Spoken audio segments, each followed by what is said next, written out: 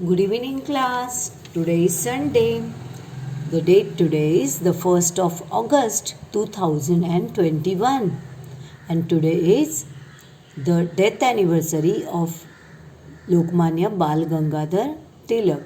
So we pray for him and we are going forward. Students, all of you love to listen the stories from your mother, from your grannies, huh? And all of you know this picture, and all of you know what is this story. This is a story about a clever crow. एका हुशार अशा कावळ्याची गोष्ट आहे. सगळ्यांना ही गोष्ट माहिती आहे, लहानपणापासून आपण ऐकतोय. We have been listening this story since our childhood. Today we are going to write the story. आज आपण ही गोष्ट लिहिणार आहोत, परंतु तत्पूर्वी आपण ती वाचणार आहोत. 2 वेळा ही गोष्ट आत्ता आपण लागोपाठ पाहणार आहोत. आपल्याला दिसेल की या ठिकाणी there are some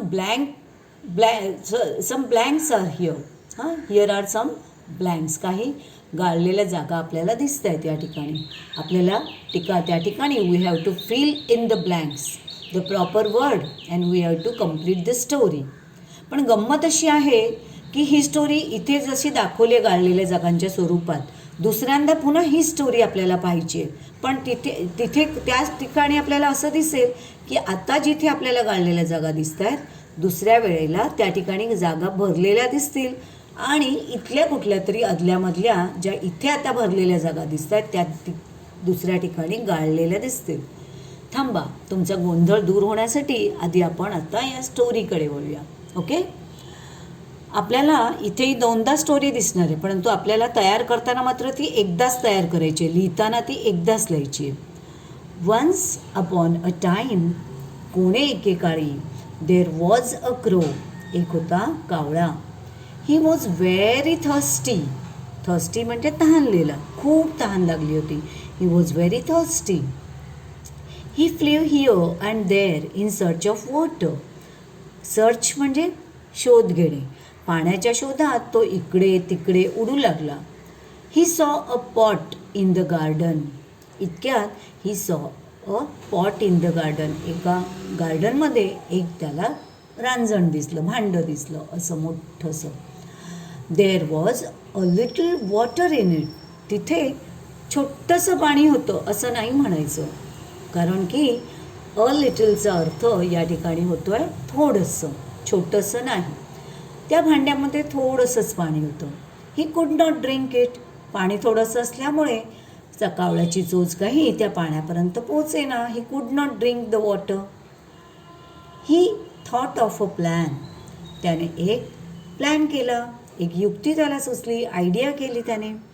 he put some stones in it. त्याने त्या पाण्यामध्ये काही स्टोन्स टाकले. स्टोन्स टाकल्यात काय झालं? The water rose up. पाणी वर आलं. आता तुम्हाला हा शब्द ROSE, रोज, हा तुम्हाला नेहमी गुलाब या अर्थाने माहिती आहे. सेम तेच स्पेलिंग आहे, पण इथे त्याचा अर्थ गुलाब असा नाही. हा इथे राईज, RISE,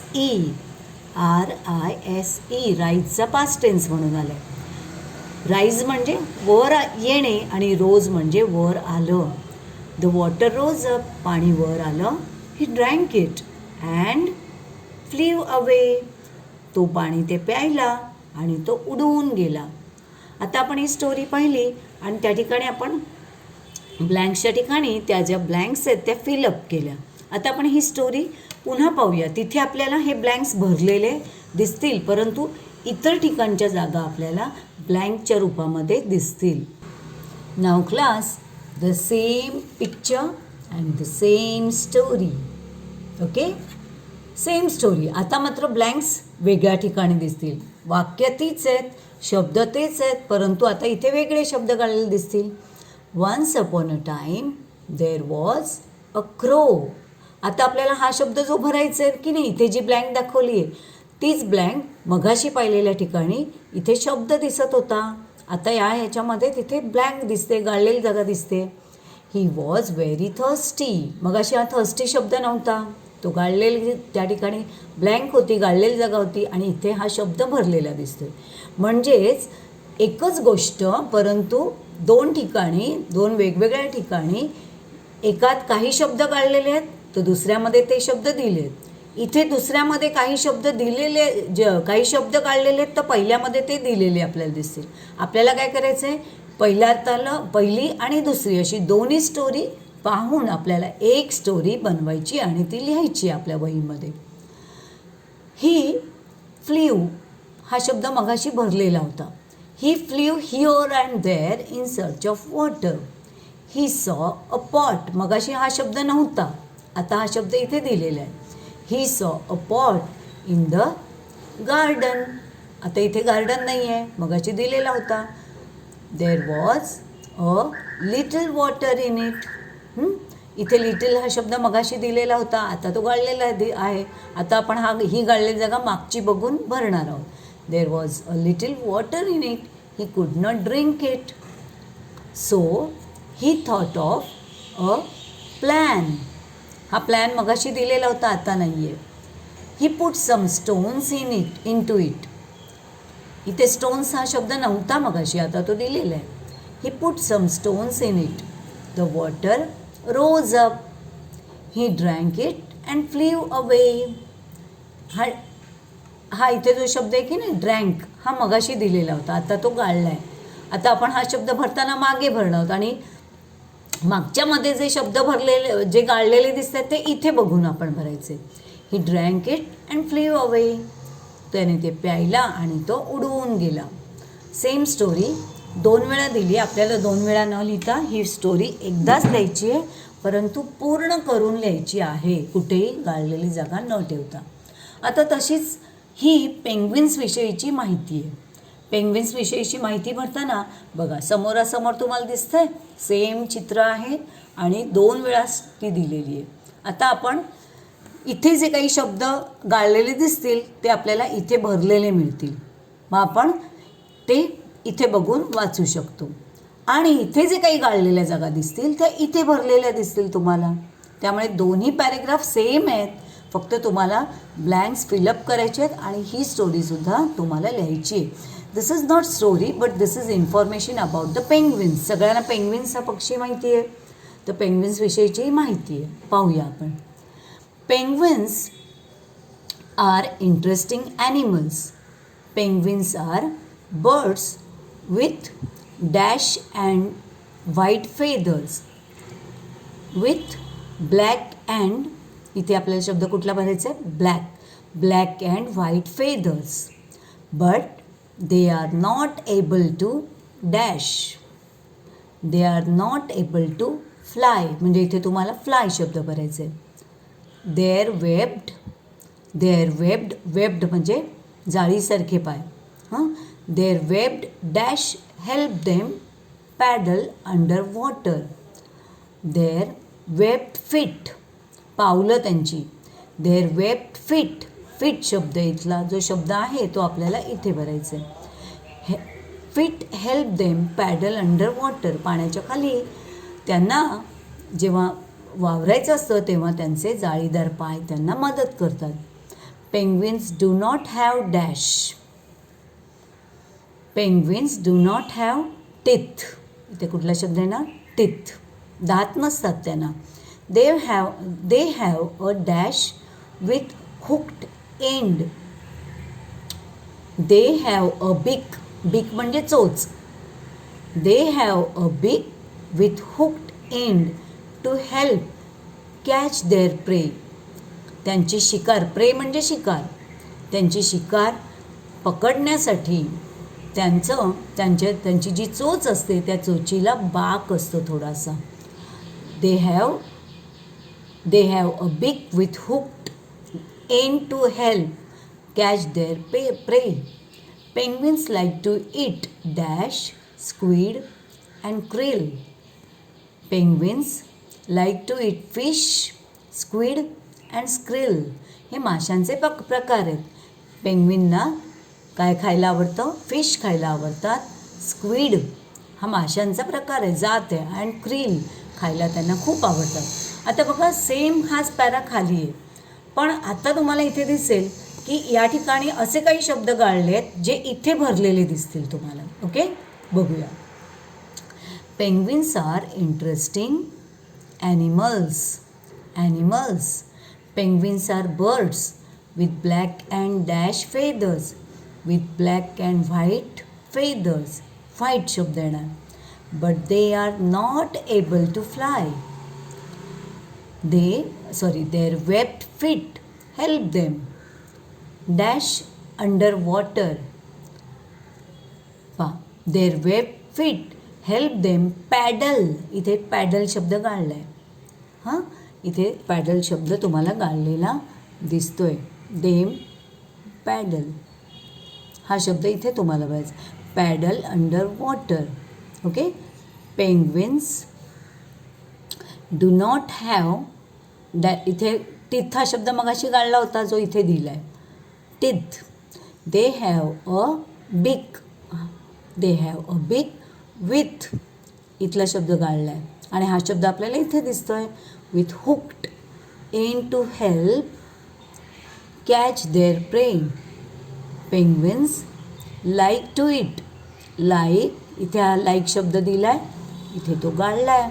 सो आपल्याला इथे वरचा शब्द बघून आपण इथे तो भरू शकतो. Like to eat fish, squid and krill. तर अशा प्रकारे 2 वेळा दिलेल्या पॅरामधून आपल्याला योग्य ते शब्द दोन्हींमधून समन्वय साधून आपल्याला त्याची एक अशी इन्फॉर्मेशन बनवायची आहे. ओके. आता खाली पुन्हा प्रॅक्टिससाठी आणखी एक आपल्याला पॅरेग्राफ दिलेला आहे. तो सुद्धा असाच 2 वेळा दिलेला आपल्याला दिसेल.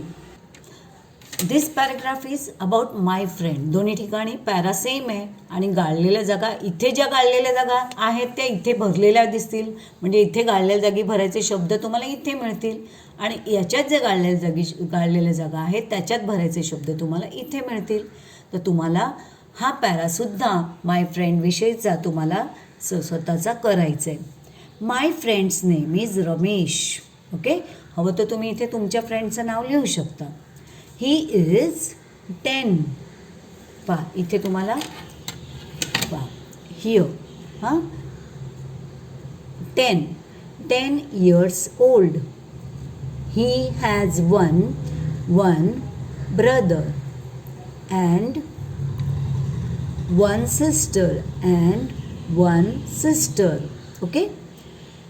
His brother's name is Vinesh. Here is Vinesh. And sister's name is Vidya. Vidya.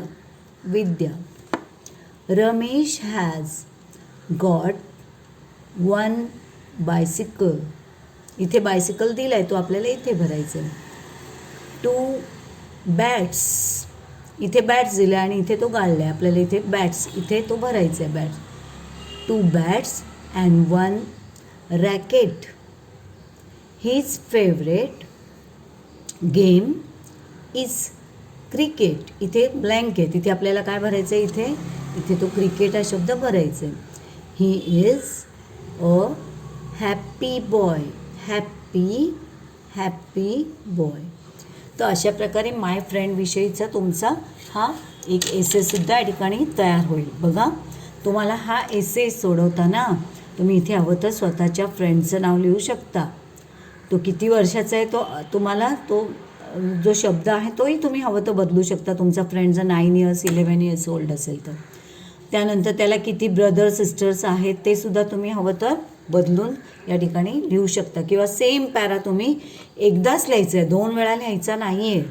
परंतु तो ब्लँक्स जे आहेत ते भरून तुम्हाला तो पॅरा पूर्ण करायचा आहे. आता आपण पुढच्या पानावर वळू. Clouds and the rain coming out of the clouds. Okay. Here are some words in the bracket. Water, rain, vapour, clouds, drops, earth. हे वर्ड्स आपल्याला या ठिकाणी भरायचे आहेत. योग्य त्या ठिकाणी आपण ते शब्द भरणार आहोत. Okay. What is the name for water falling from the sky? The water falling from the sky. Falling from the sky, आकाशातून जे पाणी पडतं त्याला काय बरं म्हणतात? It is dash. It is dash. काय म्हणतो आपण त्याला? पाऊस म्हणतो. मग पाऊस या अर्थाचा शब्द कुठला इथे? Yes, rain. रेन. मग तुम्हाला इथे कुठला शब्द भरावा लागेल? Rain. It is rain. Rain falls from dash. हा जो पाऊस आहे तो टिंबटिंबमधून पडतो. बघा आता तुम्ही म्हणाल आकाशातून, पण आकाश असा शब्द आहे का इथे? नाही आहे. मग कुठला शब्द? हा तर भरून झाला आहे, रेन. मग आता कुठला? Water, vapour. वेपर म्हणजे वाफ. क्लाउड्स म्हणजे ढग. ड्रॉप्स म्हणजे थेंब. अर्थ म्हणजे पृथ्वी. आपल्याला याचे अर्थ माहिती आहेत. सो काय शब्द आहे, काय वाक्य आहे? Rain falls from dash dash. Rain falls from clouds. हा शब्द योग्य वाटतोय. पाऊस जो आहे तो ढगांमधून पडतो. सो इथे शब्द येणार clouds. Okay. Clouds are formed by dash that we cannot see in the air. आता हे क्लाउड्स कशाचे बनतात? क्लाउड्स आर फॉर्म्ड म्हणजे ढग बनतात. कशाचे बनतात बरं यातपैकी?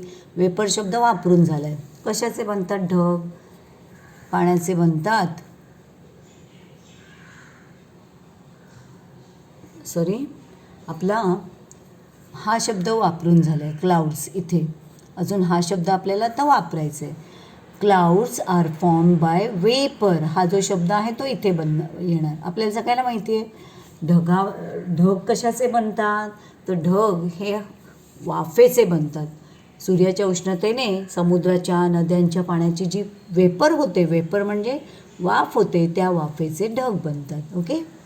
There are lots of dash of water in the clouds. त्या ढगांमध्ये पाण्याचे पुष्कळसे टिंबटिंब असतात. काय असतात?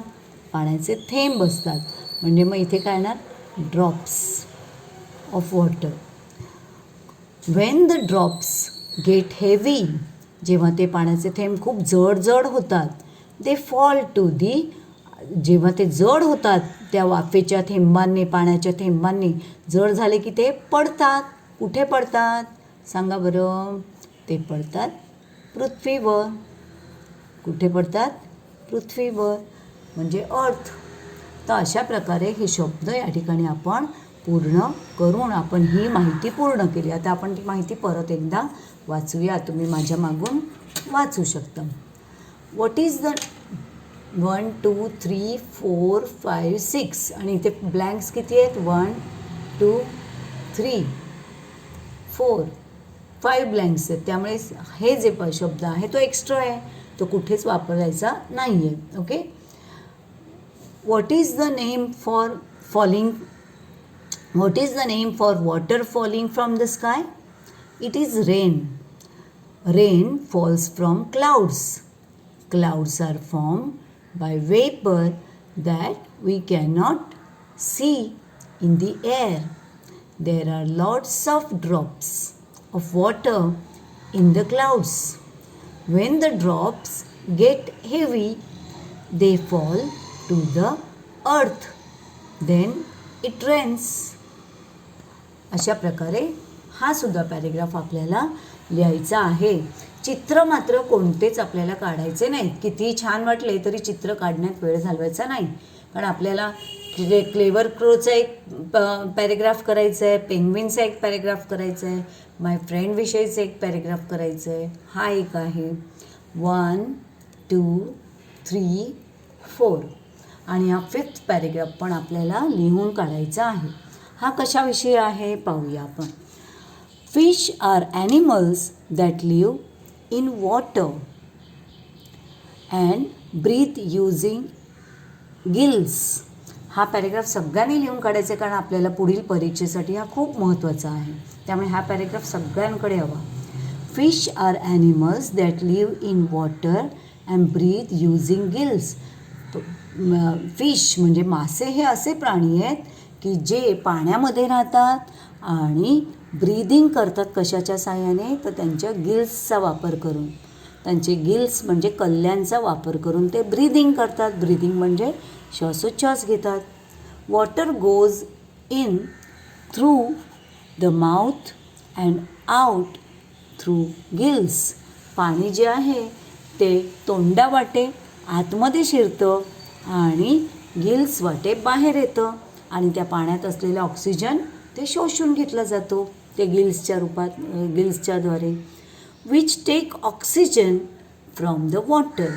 हे गिल्स पाण्यातील ऑक्सिजन शोषून घेतात.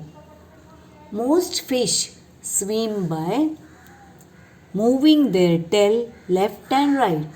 बरेचसे मासे जे आहेत त्यांना आपली शेपटी लेफ्ट राईट करून, डावीकडे उजवीकडे अशी मूविंग करून, असं त्या शेपटीची हालचाल करून ते पाण्यामध्ये पोहतात. There are many kinds of fish. पाण्यामध्ये पुष्कळ प्रकारचे मासे असतात. काइंड्स ऑफ फिश म्हणजे माशांच्या जाती असतात. Fish have bones. माशांना बोन्स असतात म्हणजे हाडं असतात. Other fish like sharks have no bones. माशांना हाडं असतात. हाडं म्हणजेच काटा त्यांच्यातला, परंतु तसा काटा शार्कमध्ये नसतो. शार्कला कुठल्याही प्रकारचे बोन्स नसतात, हाडं नसतात, काटा नसतो. Only cartilage. कार्टिलेज म्हणजे कुर्च्या. आपली त्वचा किंवा आपल्या त्वचेतला हाडांच्या मधला जो भाग आहे तो कुर्च्याने भरलेला आहे, कार्टिलेजने भरलेला आहे. तर तसंच कार्टिलेज शार्कच्या शरीरामध्ये असतं. शार्कला बोन्स नसतात, तर फक्त कार्टिलेज असतं. The biggest fish in the world is the whale shark. जगातला सगळ्यात मोठा मासा कुठला, तर त्याचं नाव आहे whale shark.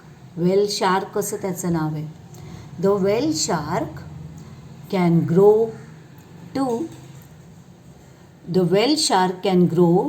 to 46 feet in length and can weigh up to 15 ton. Whale shark जो आहे तो जवळजवळ, तो किती वाढ होते त्याची, तर जवळजवळ 46 फीट, 46 फूट लांब इतका तो वाढू शकतो. 46 फूट लांब आणि वजन त्याचं असतं 15 टन. 1 टन म्हणजे 1000 किलोग्रॅम. तर त्याचं वजन किती असतं, 15,000 किलोग्रॅम. किलोग्रॅममध्ये बोलायचं झालं तर 15,000 किलोग्रॅम. आणि इथे टन्समध्ये सांगितलं आहे 15 टन एवढं त्याचं वजन असतं. आता हा पॅरेग्राफ तुम्ही सगळ्यांनी लिहून ठेवायचं आहे, ओके. आणि या पॅरेग्राफचं ट्रान्सलेशन तुम्हाला लिहायचं आहे. इथे त्याने सांगितलं आहे की तुम्ही या पॅरेग्राफला वाचा आणि तो समजून घ्या. तर हा पॅरेग्राफ इंग्लिशमधून लिहायचा आणि त्याचं ट्रान्सलेशन जे आहे ते तुम्हाला लिहायचं आहे. मराठीतून त्याचं ट्रान्सलेशन लिहायचं आहे. परंतु हा मात्र पॅरेग्राफ सगळ्यांकडे लिहिलेला हवा आहे, कारण पुढील परीक्षेच्या दृष्टीने हा पॅरेग्राफ खूप महत्त्वाचा आहे.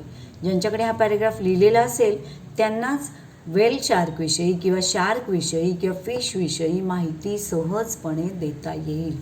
तर बाळांनो, I repeat your homework again. तुम्हाला होमवर्कला ह्या पेजेसचे मी फोटो पाठवते. तुम्हाला क्लेवर क्रोची स्टोरी एकदा लिहायची आहे, पूर्ण करून ब्लँक्स न ठेवता रिकाम्या जागा भरून लिहायची आहे. पेंग्विन्सची इन्फॉर्मेशन लिहायची आहे.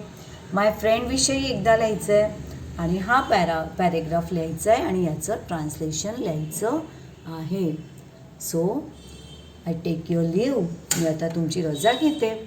तुम्हाला सगळ्यांना आजचा शिकवलेला भाग कळला असेल. I hope all of you have understood the story, the information about the fish and penguins. So, my dear children, live at home, live safe, live happy.